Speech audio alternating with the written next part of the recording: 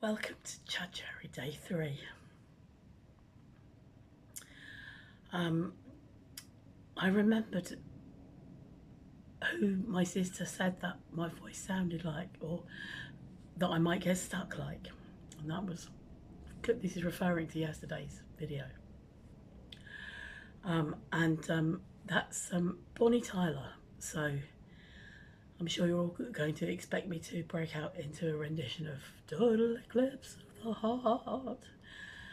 There's no power singing coming from this pair of lungs today. I don't intend to stay very long on this one, although it's quite easy for me to rattle and then find that I've done 40 minutes. So, mainly because I'm sure that this voice is either annoying you or it's making you think erotic thoughts. And I don't mind the second one, but I don't want the first one. So, and it might set me off into a coughing fit. Anyway, I'm not going to go on about my illness too much today because the last couple of days have just been, feels like mainly I've moaned about that. I don't intend this to be a series of January moans. So, a very quick health update, a cold update. I suddenly had a turn for the worse last night, and it was so bad by this morning. I didn't get to Slimming World. I just messaged them and said, I'm not coming in.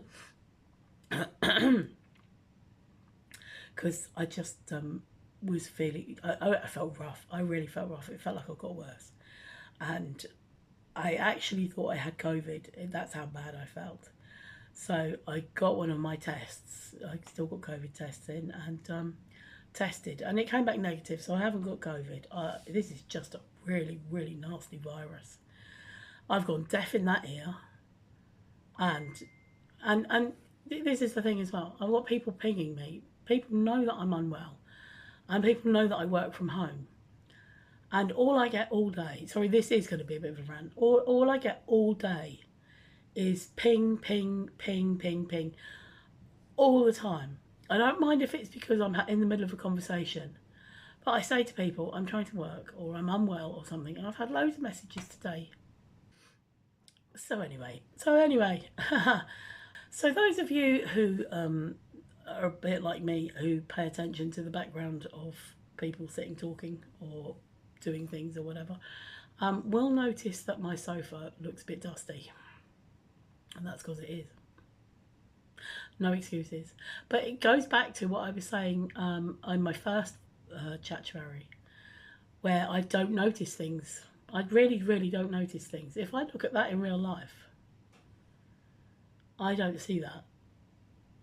But on camera, I can see it. It's behind me as well. And it just needs a hoover, a vacuum. Yeah, it really, really doesn't look like that to me in real life. And I think that that's potentially something to do with having an ADHD brain. I'm not saying that I've got ADHD because I've never been formally diagnosed, but I would say ADHD brain because I do have so many traits that are like ADHD. And one of them is really that I'm opposite to OCD in that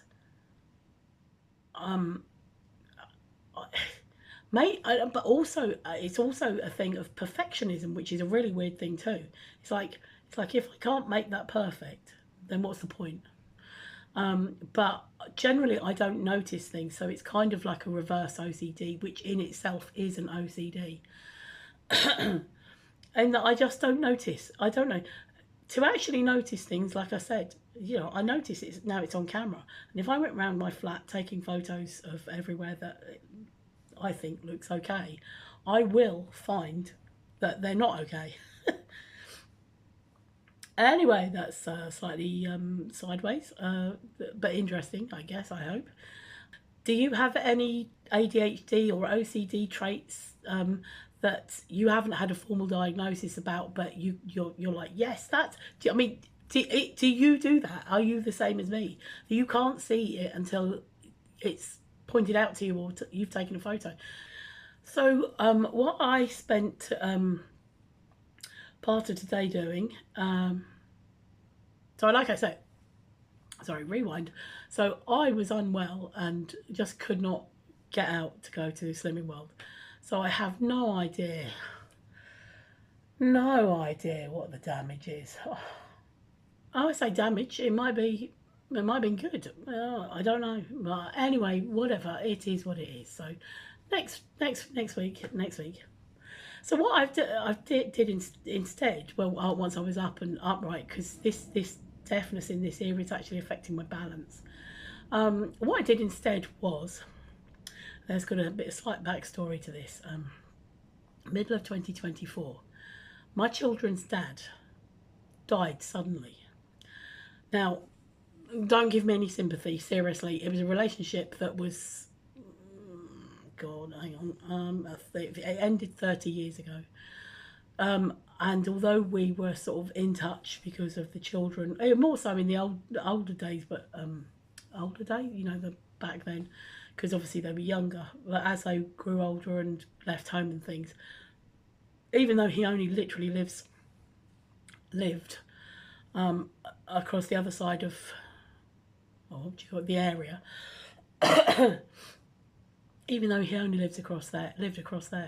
See, look, I'm still talking in the present sense. Our paths didn't really cross. He stayed very, very close to his home, and I would see him maybe once every couple of years or something like that, and I'd hear all the news through my daughters. So please, no sympathy for me, but if you want to have sympathy for anyone, have it for my daughters and his partner, his bereaved partner, because it was such a sudden thing. It was a shock. And obviously, my daughters have had to deal with it because he wasn't married to his. Well, my daughters have had to deal with it anyway, the grief and the loss and the distress. But he wasn't married to his partner.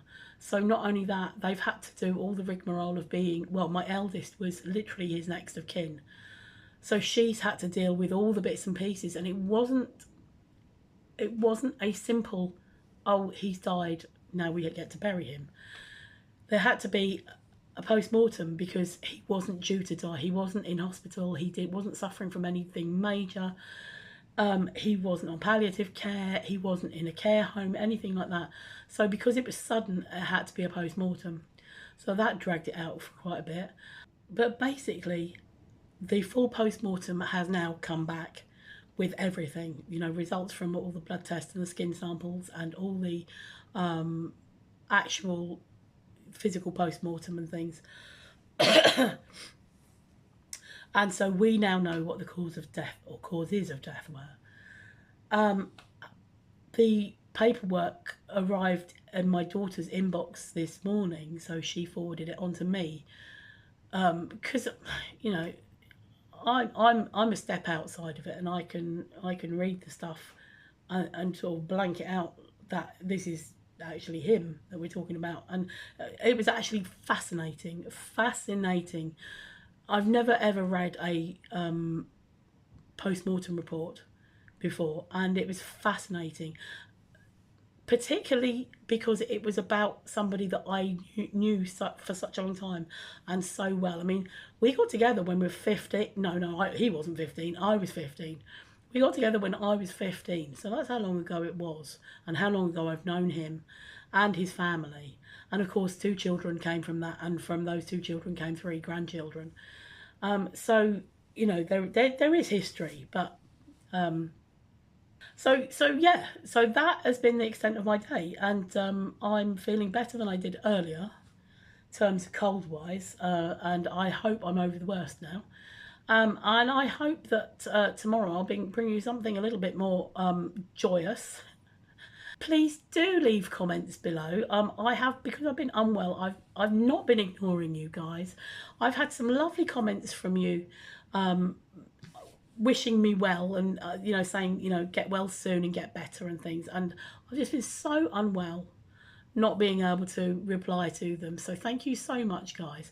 I will reply. If I haven't, by the time you see this video, if I haven't already replied, then I'm going to. It is on my to-do list, and it's just sometimes I sit at the computer and I'm like, Oh, I feel so unwell. So I hope you've enjoyed my Bonnie Tyler voice, or Glynis Johns, or Glynis Barber, as I said in the first one. And I will now sing you out with a rendition of Total Eclipse of the Heart. I'm not really going to, no. Thank you for liking. Thank you very, very much for subscribing. Thank you for being here and thank you for watching. And until tomorrow, I wish you love, light, rainbows and stars. Thank you.